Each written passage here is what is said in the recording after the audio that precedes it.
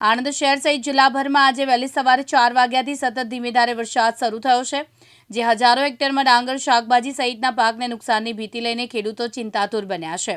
આણંદ શહેર સહિત જિલ્લાભરમાં આજે વહેલી સવારે 4 વાગ્યાથી સતત ધીમે ધારે અને ઝરમર વરસાદ પડવાના કારણે ખેતીના પાકને નુકસાન થવાની ભીતિને લઈને ખેડૂતો ચિંતાતુર થયા છે। પીપળાવ સહિત જુદા જુદા ગામોના હજારો હેક્ટર જમીનમાં ડાંગરના પાકને ભારે નુકસાન થયું છે। ખેડૂતોએ ચોમાસુ સિઝન દરમિયાન કરેલો ડાંગર સહિતના પાક તૈયાર થઈ જતા ખેતરમાં કાપણી કરેલો ડાંગરનો પાક પડ્યો છે।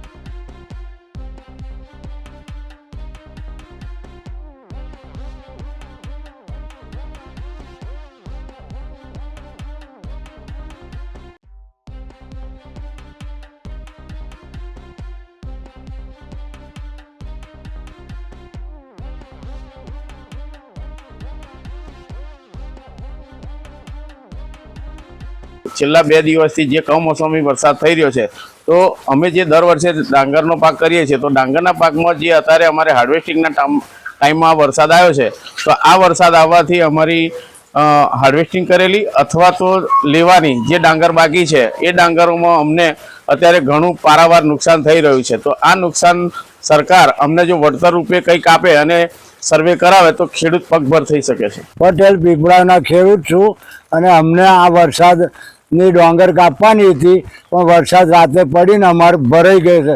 હવે અમારા ખેતરે પાણીમાં ડૂબી ગયું છે ડાંગર અંગાત। ત્યાં અમને સરકાર તમે જે સહાય આલવાની હોય એ આપો। ચિરાગ સૈયદ, દિવ્યાંગ ન્યૂઝ, આણંદ।